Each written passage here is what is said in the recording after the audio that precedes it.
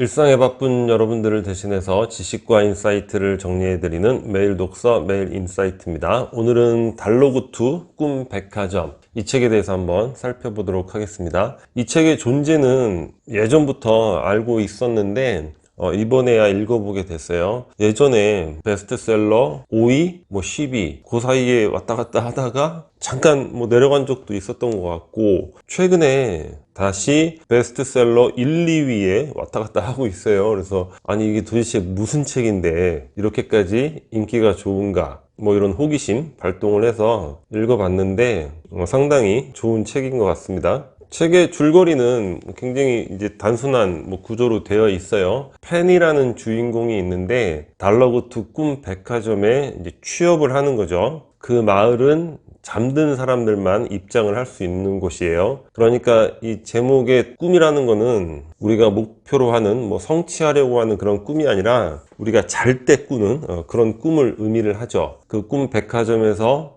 페니가 일하면서 겪게 되는 여러 가지 에피소드, 그런 것들이 주 내용이고, 그러한 에피소드들이 우리가 살아가는 인생에 대한 깊이 있는 통찰, 그런 내용으로 이제 구성이 되어 있는 책입니다. 그 책 속에서 개인적으로 저에게 강렬하게 다가왔던 그런 내용들 두 가지 정도만 살펴보도록 하겠습니다. 첫 번째는 누군가는 나를 부러워한다, 이런 메시지인데, 책 속에 이제 8년간 무명의 가수 지망생, 일종의 백수죠. 8년이라는 기간을 백수로 지내면서 무명의 세월을 보낸다는 거 굉장히 힘든 일이잖아요. 그래서 이 사람한테는 일반적인 그런 직장인들이 이제 선망의 대상이 되는 거고, 너무 부러움에 대상이 되는 거죠. 그래서 그 직장인들을 보지 않으려고 편의점도 출근 시간에는 가지 않는 거예요. 그러면서 열심히 이제 곡을 준비를 했는데 그 수준이 자기 자신에게 미흡한 거죠. 그래서 이 꿈 백화점에 오게 됩니다. 페니한테 영감을 주는 꿈을 좀 달라고 이렇게 애걸복걸을 하는 거예요. 근데 꿈 백화점에 이제 그런 꿈은 없는 거죠. 그러니까 페니는 신입사원인데 도대체 이걸 어떻게 해야 되는지 쩔쩔매고 있는 그런 상황에 달러구투가 외출했다가 돌아오게 됩니다.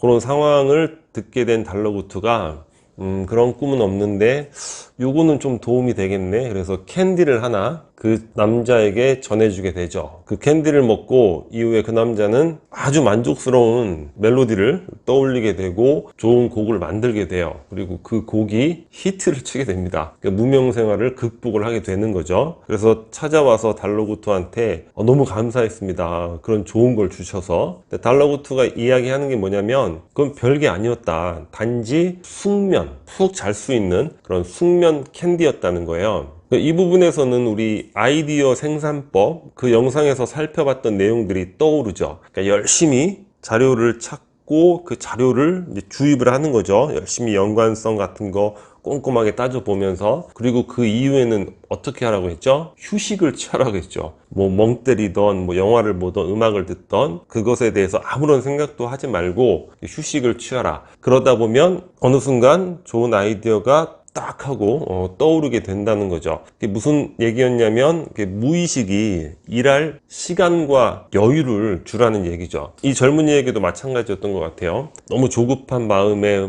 멜로디를 만들어야 된다 이렇게 생각만 했는데, 숙면을 취하다 보니까 그간의 노력들이 주입된 그 무의식이 좋은 멜로디를 이제 만들게 된 거죠. 히트를 치게 됩니다. 여튼 이 책에서 중요한 건 뭐냐면, 또 다른 남자가 이제 나오게 돼요. 그 남자는 직장인이에요. 근데 매일매일이 지겨운 거죠. 아이고 뻔하잖아요. 그리고 얼마나 권태롭고 이런 부분인데, 근데 우연히 TV를 보다가 히트곡을 발표하게 된 꽝 뜬 그런 가수 지망생을 본 거죠. 그러면서 자신의 삶을 비교를 하게 되는 거죠. 저 사람은 저렇게 다이나믹하게 성공도 일구고 스포트라이트도 받고 하는데 내 인생은 뭐란 말이냐. 그러면서 달러구투 꿈 백화점에 오게 됩니다. 타인의 삶을 살아볼 수 있는 그런 꿈을 주세요. 나도 저렇게 멋진 삶을. 근데 제공받은 꿈은 무슨 꿈이었냐면, 그 타인이 바로 가수 지망생의 삶이었던 거예요. 꾸다 보니까 그 가수 지망생이 백수와 무명 시절에 그토록 부러워했던 그런 직장인이 바로 본인이었다는 것을 알게 되는 거죠. 그러니까 내가 이렇게 매일 지겨워하면서 스스로를 초라하게 느끼고 살고 있지만 누군가는 나를 그토록 부러워했구나, 이런 것들을 깨닫게 되면서 자신의 삶을 다시 돌아보게 되는 거죠. 한방에 있었던 그런 내용이 아닌가 싶습니다. 우리가 생각해 볼 수 있는 거는 삶을 이제 비관하지 말고 남들과 비교하면서 이제 우울해하지 말라, 뭐 이런 메시지가 되겠죠. 일상이 늘 뭐 짜증나고 막 우울하고 남들은 그 더 좋은 삶을 살아가는 것처럼 보이고 그런 사람과 비교하면서 괴로워하고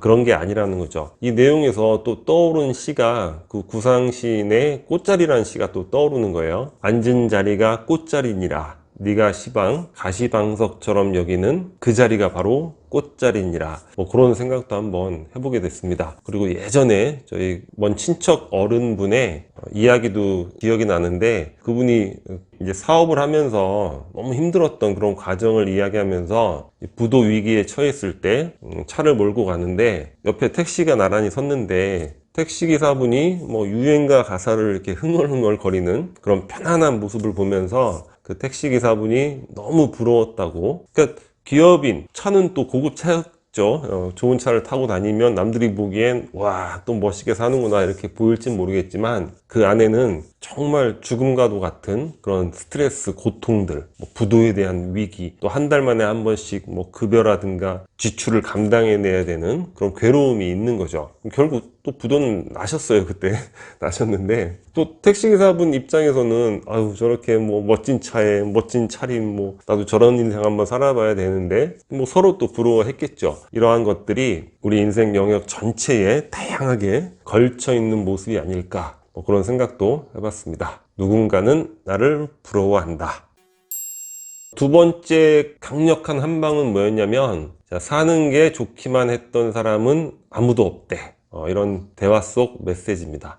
젊은 부부가 있었는데 이제 딸을 낳게 된 거예요. 너무너무 행복한 거죠. 딸을 키우면서. 그런데 그 딸이 아주 어린 나이에 병에 걸려서 일찍 죽게 됩니다. 그 이후로 젊은 부부는 암흑 같은 생활을 하게 되는 거죠. 그 마음이, 심정이 어떻겠어요? 너무너무 괴로운 거죠. 그래서 달러구트 꿈 백화점에 와서 그 딸에 대한 꿈을 뭐 부탁을 해서 아마 꾸게 된 것 같아요. 근데 꿈에서 그 딸을 만나는데 그 슬퍼하는 아빠 엄마에게 그 딸이 이야기하는 거예요. 아, 난 괜찮아. 그리고 아빠 엄마한테 정말 미안해. 아프다는 말만 하고 가서. 이렇게 이야기를 하죠. 아빠가 아무것도 못하고 너무 짧게 살다 가서 어떡해, 너무 애처롭잖아, 뭐 이렇게 이야기를 하죠. 그런 말을 하는 과정에서도 뭐 가슴이 찢어지겠죠. 근데 그 딸이 다시 이야기를 합니다. 아이 참, 아니라니까. 대신 나는 좋은 기억만 있어. 도대체 이게 무슨 얘기지? 계속 이야기를 하는 거예요, 딸이.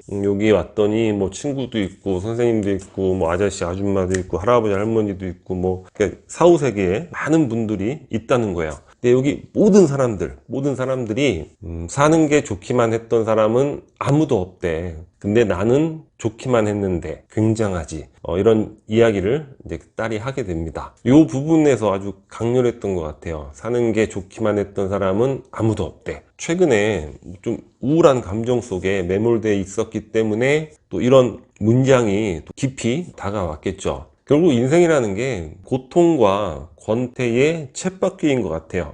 이 코로나 시기에 뭐 나름대로 큰 고난이나 고통 없이 뭐 지내오고 있는 그런 부분이 있단 말이에요. 그러면 어떻게 해야 되죠? 아우, 감사하고 고맙게 생각하고 이렇게 살아야 되는데, 또 그런 부분들은 너무도 쉽게 이제 잊혀지는 거죠. 그러면서 또 불만이 생기는 거예요. 왜 삶이 더 의미 있게 충만된 그런 삶이 되지 못하지? 왜 더 좋은 삶이 되지 못하지? 이러면서 또 불만, 또 권태, 이런 것들이 찾아오는 거죠. 왜 무의미한가? 그러니까 인생이라는 게 결국 그런 것 같습니다. 그 자기 순간에 어떤 만족하고 그것에 행복을 느끼고 살아갈 수 있는 능력, 어떤 행복의 역량, 이런 것들을 갖고 있는 사람은 없지 않을까, 뭐 이런 생각이 드는 것 같아요. 내 사는 게 좋기만 했던 사람은 아무도 없대. 이런 부분들이 큰 위안이 되는 것 같아요. 그러면서 우리 얼마 전에 살펴봤던 불행 피하기 기술 책에 나오는 마이너스 트릭 있죠. 그 부분이 생각이 나는 거예요. 내가 과연 지금 이 팔이 없다면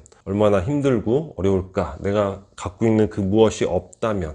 그런 것들을 매일매일 연습하라고 그 책에서 읽었는데, 그런 것들을 실제 적용을 하지 못하고 있구나, 뭐 그런 생각을 해봤습니다. 그래서 가지고 있는 것에 대한 감사 이런 것들은 너무 쉽게 잊히는 거니까 내가 가지고 있는데 이런 게 없으면 어떻게 됐을까? 만약 이 코로나 시대에 가장 직격탄을 맞을 수밖에 없는 그런 일을 내가 하고 있었다면 어떻게 됐을까? 뭐 경제적 고난이라든가 그리고 어떤 질병을 얻게 됐으면 어떻게 됐을까? 이런 마이너스 트릭을 매일매일 한 3번 이상씩은 연습을 해야 되지 않을까? 뭐 그런 생각을 해보게 됐습니다.